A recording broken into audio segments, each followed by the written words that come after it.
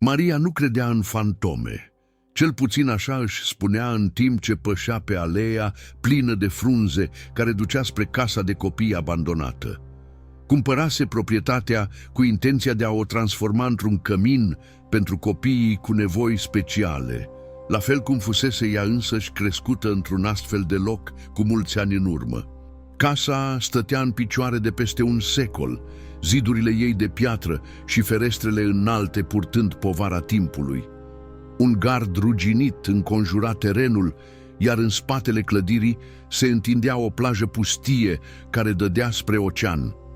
Valurile se loveau ritmic de țărm, un sunet care, în loc să o liniștească, îi amplifica neliniștea. "Doar imaginația mea," își spuse Maria când auzi un chicotit în spatele ei. Se întoarse brusc, dar nu văzu nimic, doar vântul prin copacii bătrâni. În prima noapte petrecută în casa veche, Maria a început să aranjeze mobilierul. Avea planuri mari, să renoveze camerele, să aducă lumină în locurile întunecate, să umple coridoarele cu râsetele copiilor. Dar undeva, în adâncul minții ei, era un gol, un sentiment ciudat că nu era singură. La ora 3 dimineața a auzit o minge sărind pe podea la etajul de sus. Bump, bump, bump, ritmic, constant, ca și cum cineva s-ar juca. Cu o lanternă în mână a urcat scările. Fiecare treaptă scârțâia sub greutatea ei, anunțându-i prezența oricui sau oricărui lucru care putea asculta. "E cineva acolo?" întrebă Maria, vocea ei răsunând pe coridorul gol. Bump, bump, oprire, apoi sunetul unei uși care se închide ușor. Camera de la capătul holului avea ușa întredeschisă.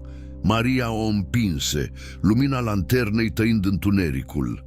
În mijlocul camerei era o minge roșie, nemișcată, parcă așteptând-o. Maria înghiți în sec și ridică mingea. Sub ea, gravat în podea, era un desen simplu, 5 cercuri conectate prin linii. Un joc pe care îl recunoștea din propria copilărie. În zilele care au urmat, Maria a început să audă șoapte, nume rostite în întuneric, pași care o urmăreau. Dar cel mai tulburător era sentimentul că cineva o privea constant, ochi nevăzuți care o urmăreau din colțurile întunecate ale casei. Într-o seară, în timp ce examina subsolul, a găsit o ușă secretă ascunsă în spatele unui dulap vechi. Dincolo de ea, o cameră mică, cu pereții acoperiți de desene ale copiilor și în mijloc o colecție de păpuși de cârpă, fiecare cu câte un nume cusut pe piept. Maria a luat una dintre păpuși în mână. Elena scria pe ea. În acel moment, luminile au pâlpâit, iar Maria a simțit o răceală intensă în spatele ei. "Vrei să te joci cu noi?" șopti o voce de copil. Maria se întoarse, dar camera era goală. Totuși, când privi din nou păpușile, ele erau aranjate într-un cerc, ca și cum s-ar pregăti pentru un joc. Acea noapte, Maria a visat. A visat copiii care se jucau pe plajă râzând și alergând. Dar apoi valurile creșteau, iar copiii dispăreau unul câte unul în adâncuri. Ea încerca să-i salveze, dar nu putea ajunge la ei. Se trezise transpirată, cu sunetul valurilor în urechi și cu certitudinea că trebuia să afle ce se întâmplase în acea casă. Cercetând arhivele locale, Maria a descoperit adevărul sumbru.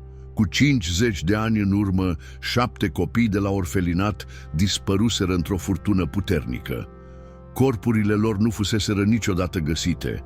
Orfelinatul a fost închis, iar povestea a fost îngropată, la fel ca speranțele acelor copii pierduți. În noaptea aceea, când s-a întors la casă, Maria a găsit urme de pași mici și umezi care duceau de la plajă până la ușa principală. Urme care se opreau brusc în fața casei.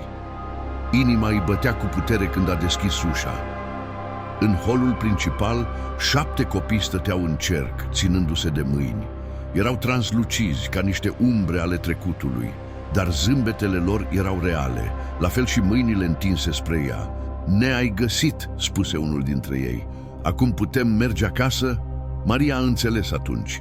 Nu renovase casa doar pentru viitorul ei, ci pentru a vindeca trecutul.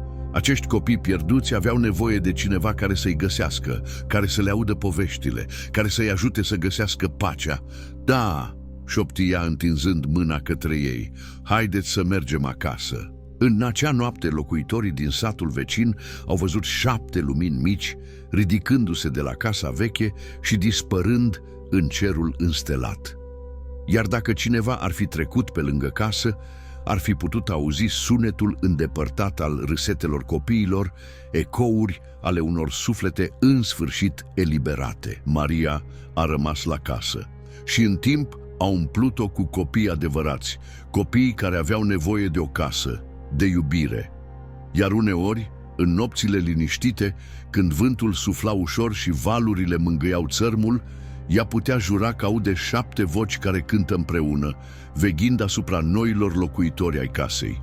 Pentru că unele case nu sunt doar clădiri, sunt recipiente ale poveștilor nepovestite și ale sufletelor care așteaptă să fie găsite.